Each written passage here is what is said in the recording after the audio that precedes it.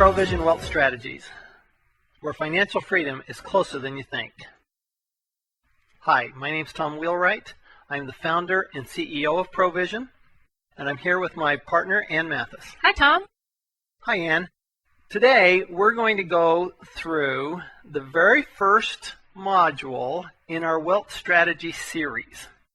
And the title of this module is Your Wealth Vision. We have several goals for this time together.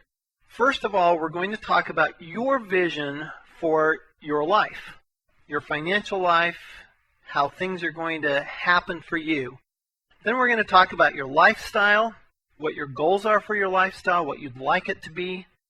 We're going to talk about other goals that you have, financial goals, family goals, and we're going to talk about your present financial situation and how to quantify that present financial situation so you know the difference between where you are today and where you're going to go, and then we can start mapping out how you're going to get there. Tom, as you mentioned, this is the first module in our Strategic Wealth Coaching series. So our listeners want to know, what can they do right now, today, to take action to achieve their wealth goals? What do they need to do? That's a great question, Ann. The very first thing that anybody has to do is determine where they're trying to get to. It's a little like my favorite character in Alice in Wonderland, the Cheshire Cat. When Alice meets up with the Cheshire Cat at a fork in the road, she's trying to decide which way should I go. And the Cheshire Cat says, well, where are you trying to get to? And she says, well, I don't really know. And the Cheshire Cat responds, well, then it doesn't matter much which road you take, does it? So what we're going to do here is we're going to set you on your path so you know exactly where you're going to go. And there's actually a couple of different pieces of this. And we're going to talk about the difference between your lifestyle and money and some other things. But you really have to be very firmly entrenched in your mind where you want to go. Let me give you a simple example. A number of years ago, I was buying my first house in Arizona. And I walk into the mortgage broker's office, and he has this picture of this yacht on his wall. And I said, oh, that's a nice picture. I said, is there anything significant to that? And he said, absolutely, Tom. He says, that is my dream. And I keep it there because I want to stay focused on my dream. So that's exactly what we're going to do today, is we're going to get you focused on your dream. So we call that your vision of your future. So if you look at this slide where we have step 1 here, you look at your current lifestyle versus your desired lifestyle. Now, they may be the same. You may love your current lifestyle, and your desired lifestyle may just be, I want to live the way I'm living, I just don't want to have to work in order to continue that lifestyle. Or you may have a lifestyle that you say, well, you know what? I've got the lifestyle of a middle-class person, and I'd like the lifestyle of the rich and famous. See, everybody's going to be different. You are unique. It's important that you look at what your current lifestyle is, what your desired lifestyle is, and anything that we need to do in order to bridge any gap there is what we're going to focus on, and that's what we're going to focus on throughout our strategic wealth coaching. You'll notice that we have a set of goalposts here, so we really are trying to achieve our goal, but you can also look at this as a timeline. I actually like to refer to it as a dream line. I didn't invent that terminology, but I really like the terminology. A timeline for accomplishing your dreams. So here you are in your current lifestyle, and that includes what you spend your time on. Your lifestyle includes, I spend my time at work, I spend my time cooking, I spend my time taking kids to soccer, whatever your current lifestyle is, versus what's my desired lifestyle? I want to travel, etc., etc. So the first thing I want you to do here is I want you to close your eyes, unless you're driving, and I want you to imagine what your perfect lifestyle is. I want you to think about it very carefully in your mind.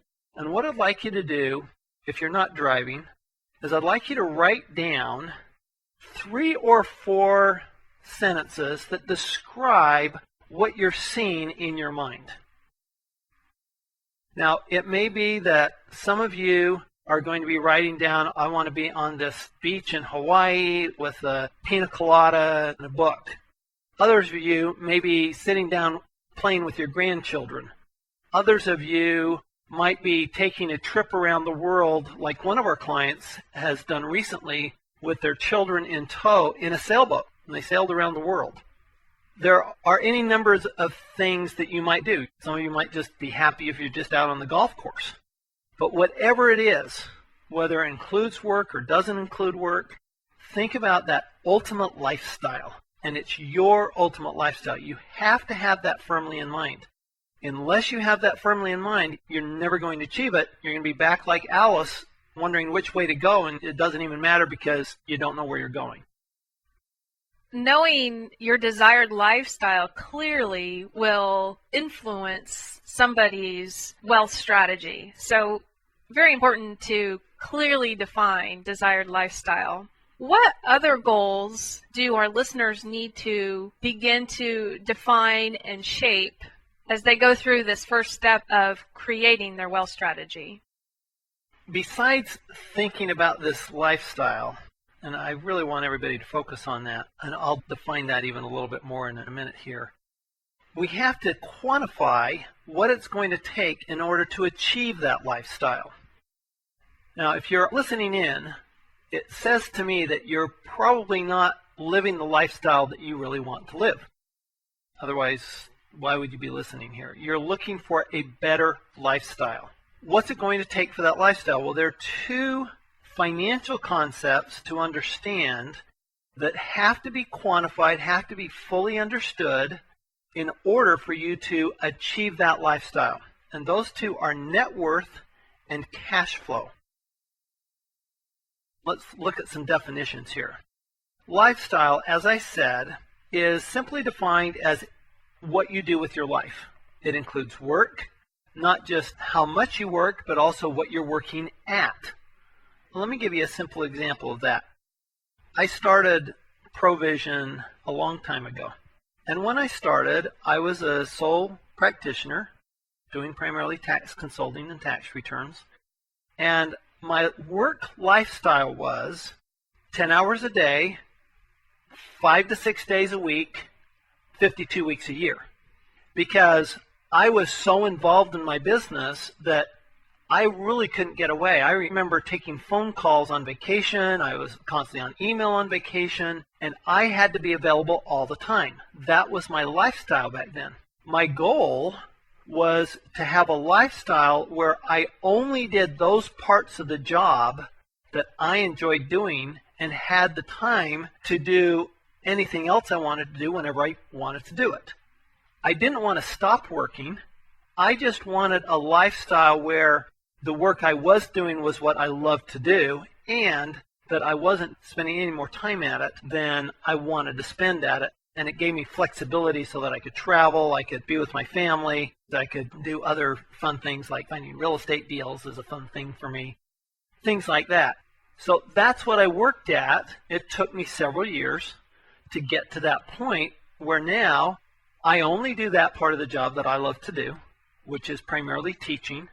I don't do tax returns. I can't remember the last time I did a tax return other than my own. And I have other people doing that part of the work for me. We're going to get to this later on in another session. We're going to talk about team members and how you can use other people so that you're doing only that part of the work you want to do. But the other part was the amount of time that I spend at it. There are things that we can do to actually spend less time at it. Or if we want to spend more time, that's fine. But for example, I have a good friend and a client who's a cardiologist, and he likes being a cardiologist. He just only wants to do it 4 hours a day. He doesn't want to do it 12 hours a day. So that's part of his lifestyle goal. Now recognize that lifestyle goal with work is probably going to evolve. I was talking to an endodontist the other day, and he was telling me that he took the step a couple of years ago to hire somebody, and he went from 5 days a week down to 3 days a week. And when he got to that 3 days a week, he liked it so much, he immediately started thinking about finding that next endodontist to go out and hire so that he could be down to 2 days a week. That will change, and that's okay. Part of our dreams and our vision, they are going to be somewhat flexible and they are going to change, but we need to have firmly planted in our mind at any one time what that dream is. All right, so that's work. Also play. You know, some people, I think, make the mistake of thinking that I'm going to retire and I'm just going to play all the time. But when they do that, they find that there's only so much golf they can play. That's really not what they want to be doing all the time. So there's some combination here of what kind of play are we talking about? Are we talking about travel? Are we talking about watching television? Are we talking about golf? Are we talking about scuba diving? What type of play are we doing? Because we need to include that. You can think about the costs of these things, right? It's a little different cost to watch television than it is to travel to China. So we have to include the cost of these in our entire wealth strategy so that we can make sure that we have plenty of assets, that goes to our net worth, and plenty of cash flow in order to fulfill that lifestyle. The third part of that we hear from a lot of clients is, you know what, my ultimate goal is that I can spend most of my time doing charity work. When I first heard that from clients, I thought, wow, these people, that is really cool. They want to do charity work. They want to give back. There is something, though, to the human condition that we need to help other people. That's why I do what I do. I mean, I'm teaching right now because I have this need to help other people learn what I've learned. I've applied it in my life. I've seen the results of it. I've seen it in the lives of numbers and numbers of clients. And I see what great benefit it does, so I want to keep doing it. It drives me. Charity is the same way. Whatever your charitable foundation or whatever your charity is, there are a lot of people that when they think about their ultimate lifestyle, it's a charity. And whether it's a charity that they create from scratch or whether it's a charity that's already formed, maybe they want to work with cancer victims or maybe they want to work with people in poverty in foreign lands, whatever it is, that is a great driver. Because all of these lifestyle goals that we're talking about, this is what's driving us. The next two items we're going to talk about, cash flow and net worth, are how we get to that lifestyle. But the lifestyle drives us.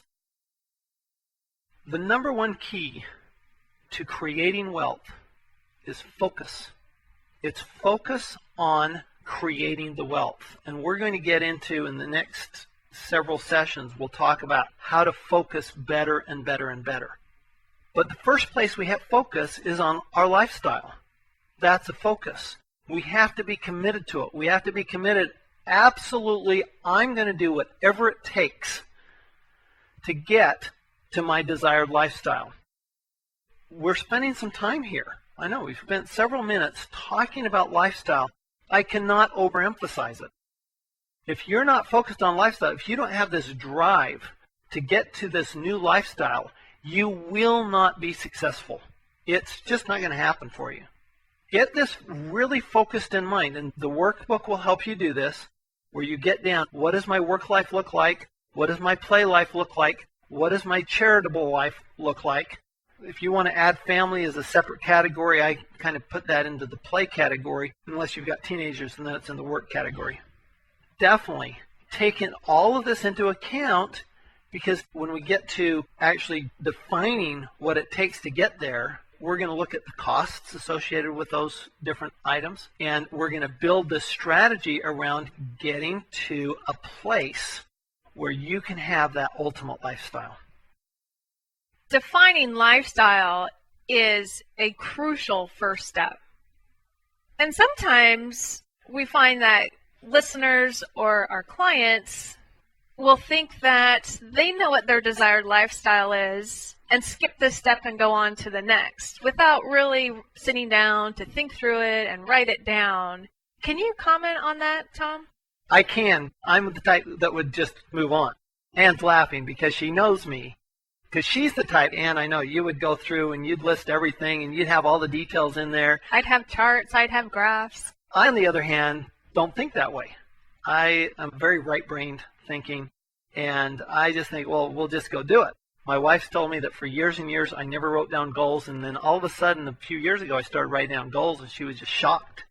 She says, Tom, you've always hated goals because you always felt restricted by them. I said, yes, but what I've learned is that when I write it down and I'm truly focused on it, I know I'm going to accomplish it. My best example is recently I completed my first triathlon. This was an Olympic level triathlon, which for me took about 3 hours to do, swimming, biking, and running, and they're quite long distances. Not Ironman level, but pretty significant. And my goal, about 5 years ago, I set a goal that before I turned 50, I would complete an Olympic triathlon. And I wrote that down, and I had it firmly in my mind. And what I found was I turned 49, and I still had not done this. And so since I had it written down, I had it firmly in my mind, I started writing down, okay, here's the steps I need to do this. In the meantime, I found out that I had bad ankles and running was going to be a problem to me. I get to the triathlon and I have the day of the triathlon and I can barely walk. And it was September and my birthday's in October. I'm turning 50 in October. This is my last shot at it. I'd missed an earlier triathlon because of my ankles. This is my last shot at it. I get out of the water. My ankles are feeling okay. I get on the bike. I get done with the bike. I'm feeling pretty good. I'm going, you know what? I'm going to try it. I'm going to give it my best shot. And I was able to complete it. Now, I didn't complete it very fast. I had probably the slowest running time in history, but I got it done. I go back to this. Writing down that goal and actually prioritizing the goals was critical to me accomplishing this. Had I not done that, I would have just put it off. I would have said, well, I just didn't make it. I had all the excuses in the world not to do it. But it was great. Now I do them on a regular basis, and it's been great. But it is a matter of writing it down. We've probably gone more into this than you might expect, but most people do not do this. Most people do not write this down. They do not quantify it. They do not take the time. And I think visualizing it is important. We call it a vision, and we call it that on purpose. You have to be able to see it. I love the idea of a picture of your yacht or a picture of your dream house or the location you want to spend time in. Maybe they're travel posters, whatever they are. I love having that visual influence all the time, as well as having written down exactly what we're trying to accomplish.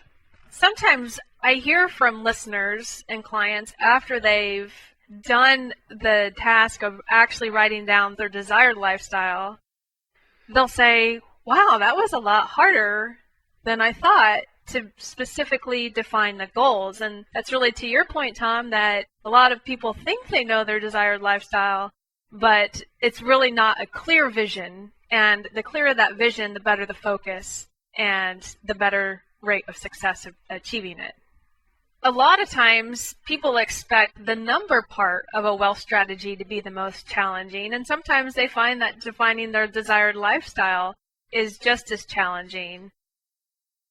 So on that, Tom, let's move on to the numbers part of setting your wealth vision. Let's dive into the definitions of the numbers that go into your wealth vision. At this point, what a lot of our listeners are going to be thinking is, wow, I've got this desired lifestyle. There's no way I'm ever going to get there. The good news is, with good wealth strategies and a good coach, and we'll talk about coach in another session, with a good wealth strategy and a good coach and good team members, it's achievable a lot faster than you think. That's why our tagline is, financial freedom is closer than you think. Because where some people, it might take them 20, 30 years, and most financial advisors and financial planners will tell you, well, you need to plan on a middle-class retirement, and it's going to take you 20 or 30 years to get there, so you better start scrimping and saving now. We're not going to tell you that. We're going to tell you, dream big, dream often, and don't worry about that. Now we're going to apply the numbers. Then the next task is, how do we get to the numbers? So let's talk about what the numbers are. The first number is cash flow. Seems pretty simple. Basically, you have two parts of cash flow. You have the inflow, what money is going to be coming in, and then the outflow. Again, I will tell you, most people have no idea what their monthly inflow and outflow is now, let alone what it needs to be in the future in order to get to their lifestyle. But this is essential. Let's say, for example, that you have this lifestyle dream of traveling, and you have in your mind, wow, this is going to cost me hundreds of thousands of dollars to be able to do this. You may pencil it out. You may find it only costs $20,000. It may actually be the opposite of what you think, and you may be able to accomplish that a lot faster than you thought. On the other hand, you may think, well, I'm going to build my dream house, and my dream house is a $500,000 house, and you put the pencil to it, and it's a $2.5 million house. So that cash flow is the money that actually has to come in. What kind of inflows do you have to have in order to be able to pay all of the outflows that you want to incur? These are expenses we want, okay? We want the outflow because that's how we accomplish our lifestyle.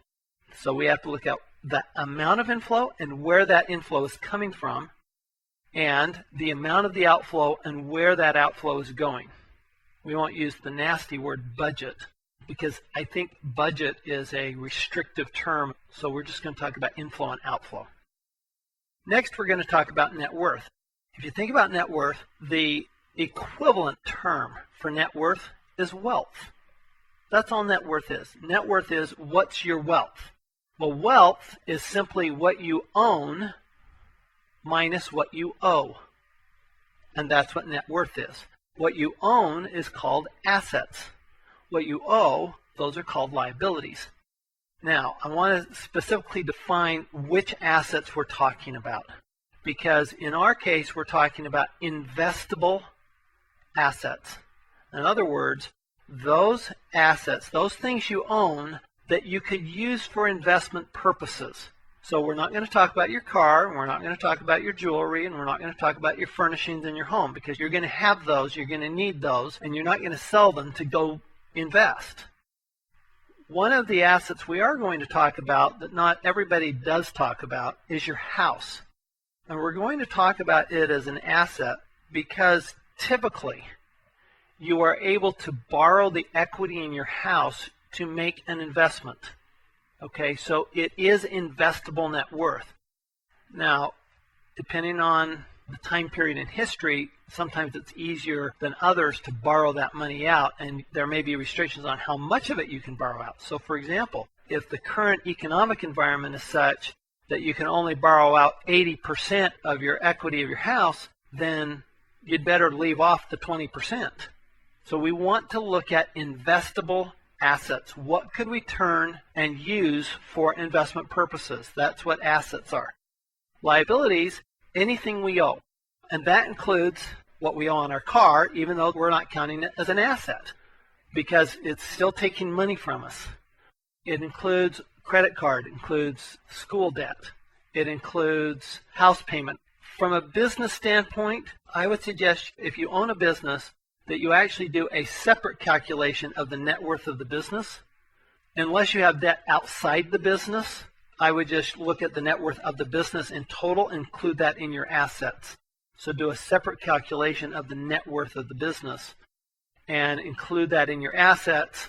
When you're talking about your personal financial statement, which is really what we're talking about here, we're actually developing a personal financial statement where you're talking about your net worth, your assets, and your liabilities. We're going to go into this in detail when we look at your current situation and we look at your future situation, and we'll go through some of the details of what the assets and liabilities are. But understand, assets are what you own that you could use for investment purposes. Liabilities are what you owe, no matter what you owe them for. Tom, we spent a lot of time going over lifestyle and how to define desired lifestyle, with that being such a critical piece of the wealth strategy. Cash flow and net worth are also important pieces of the wealth strategy. How do our listeners get started on defining those? What do they need to do right now as the first step of their wealth strategy? Well, the first thing we have to do is we have to look at your present situation. Now, we've listed income as opposed to cash flow, okay, because we're going to look at it from an income perspective. How does the money come in to us?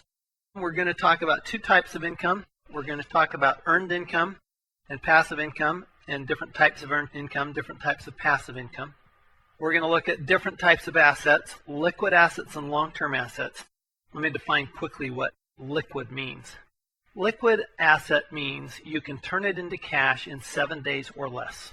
So if you own stock in IBM, you own a mutual fund, that's a liquid asset. Your house is not a liquid asset. Most real estate is not. So if you've got investment in a private offering or something like that, that's not a liquid asset. If you can't turn it into cash in about a week, I would not include it as liquid. Long term is all your other assets. Liabilities, current, similar thing, although current liability really is something that you need to pay within the next year. Okay, that's current. It's something that's immediately on the horizon. Long term is a liability that you owe beyond a year. There are a lot of liabilities that have both current and long-term portions to them. Don't get caught up in this. I would say don't be like an accountant who would get caught up in the current portion and long-term portion. If it's really a long-term, let's say you've got 3 years left to pay on the car, it's long-term. Yes, there's a current portion to it. Just put it in the long-term. Current means credit card debt. Okay, you owe that next month. You've got 5 months left on child support. Your child turns 18. You have no child support after that. That's a current liability. Those are current versus long-term. Let's turn to earned income. Now, when I talk about earned income, let me be very clear. Earned income is any type of income that requires your personal attention in order for that income to be realized. You might want to write this down. Earned income is any type of income that requires your personal attention in order for it to come in. We're going to distinguish that from passive income. My favorite definition of passive income is mailbox money. In other words, it's money that shows up in your mailbox through no effort of yours. Let me give you an example. Rental real estate. Now, rental real estate, for me, is passive income because I have my entire investment team set up so that I do nothing but look at the checks that come in the mail. There's really very little effort on my part. I would say most people who invest in real estate, this is earned income. It's their business. They spend a lot of time at it. That's the differential I'm trying to make here between earned income and passive income. So the two types of earned income really that you have is you have salary. That's where you're working for somebody. Okay, that's your salary income.